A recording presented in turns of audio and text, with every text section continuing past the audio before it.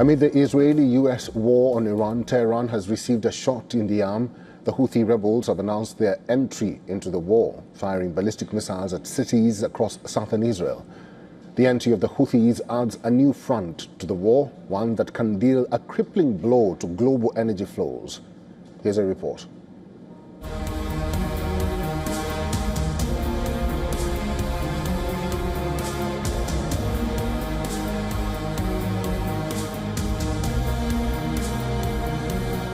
Amid the Israeli-US war on Iran, the world just heard from someone whose voice Tehran was waiting for.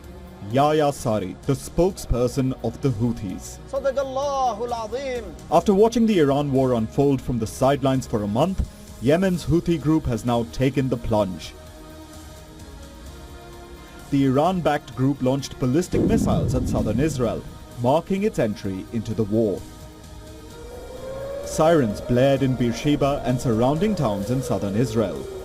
The Israeli military said it identified and intercepted a missile launched from Yemen. Following the attack, the Houthis claimed they struck sensitive Israeli military targets. They also said that operations will continue until all objectives are achieved. The Yemeni armed forces, with the help of Allah Almighty and relying upon Allah, have carried out the first military operation using a barrage of ballistic missiles targeting sensitive Israeli military sites in southern occupied Palestine. Our operations, with Allah's help, will continue until the declared objectives are achieved. The entry of the Houthis has now sparked concern about disruption to Red Sea shipping.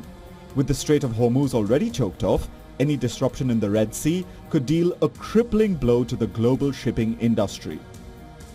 Earlier, the Houthis had issued a warning, saying that they will join the West Asia war if the US and Israel continue to use the Red Sea to conduct military operations against Iran. At one end of the Red Sea is the Bab AlMandeb Strait, a critical maritime choke point. It lies between the Arabian Peninsula and the Horn of Africa. The narrow passage is only about 30 kilometers wide. Around 10 to 12% of the world's seaborne petroleum flows through this strait. It is the world's fourth largest shipping route. About 4.2 million barrels per day transited the Bab AlMandeb Strait in the first half of 2025. The passage carries not just crude oil and LNG, but also manufactured goods and food shipments. Any disruption here would send immediate ripples across energy markets, global shipping, and consumer prices worldwide. Yemen's government has already warned of serious consequences from the Houthi intervention.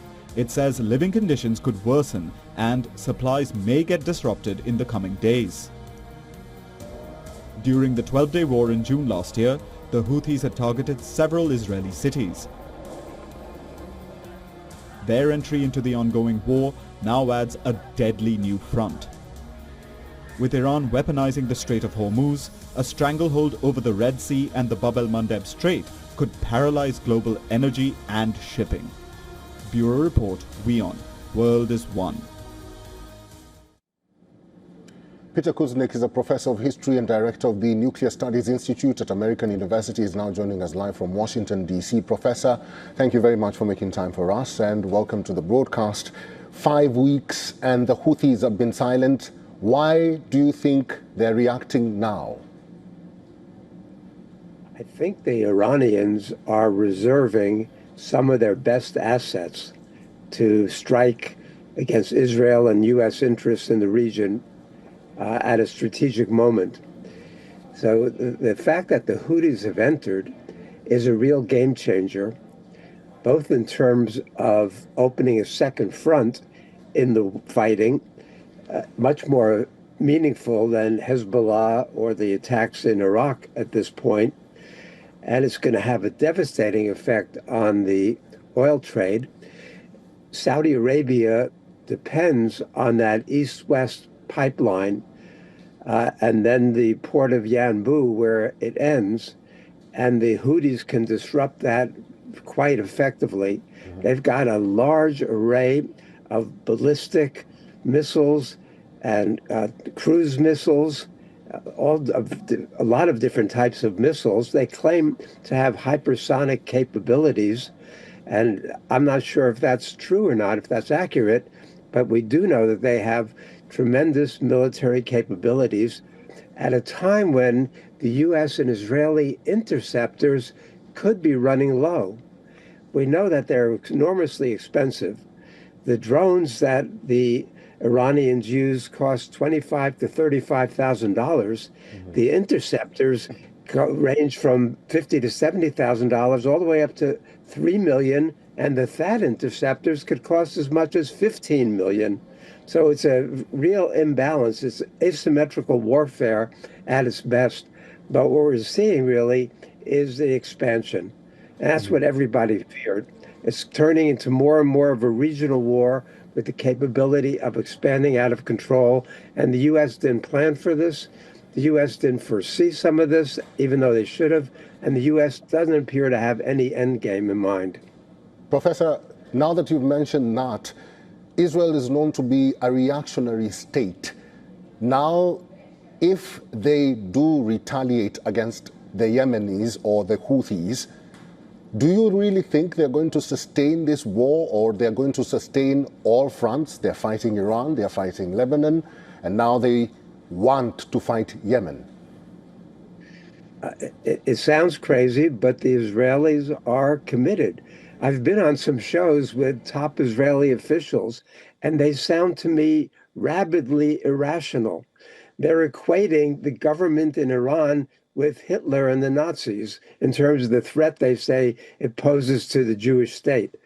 Well, that to me is so overblown as an analogy, but they say that's exactly the way Netanyahu looks at it. So we could be, if it's an existential crisis of that sort, we could be in this for the long haul.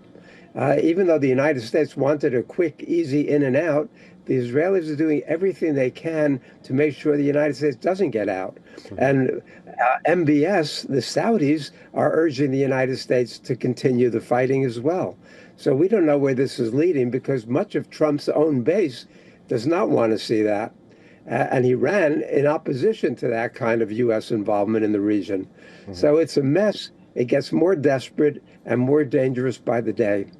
Professor, let's go back to the issue concerning Red Sea, or the Red Sea. Now that the Houthis have joined the war, what is the seriousness if they actually disrupt the movement at the Red Sea or the Bab AlMandeb Strait? They are almost certainly going to do that. We know they have the capability of doing that. They are willing to absorb whatever blows they get from the U.S. and Israel in retaliation for that. And it's going to drive the price of oil up even more than it is now. So we're going to see a reaction to this in terms of world oil prices shooting up on Monday, if not sooner.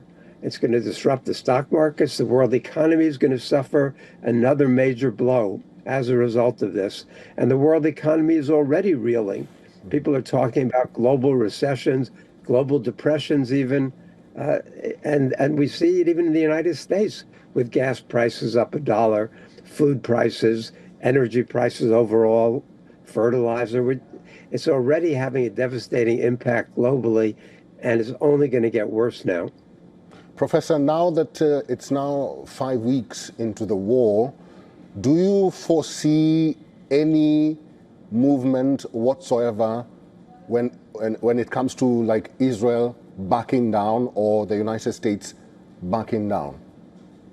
I see Trump contemplating an escape route because he didn't bargain on this, and it's devastating his base and the U.S. economy. I don't see the Israelis backing down. I see the Israelis doubling down. And we have to remember that there are two countries involved in this right now militarily that both have nuclear weapons and that are somewhat desperate because this is not going well for them. So I'm fearful that the kind of escalation we might see would be the worst kind, that's something we haven't seen in 80 years, more than 80 years. Professor Peter Kaznik, it's good to see you. Thank you very much for your time. And I'll come back to you. Sorry, Professor. I'll come back to you in a moment from now. We'll discuss further what is really happening in West Asia. Professor, just stay with me for a moment. I'll come back to you later.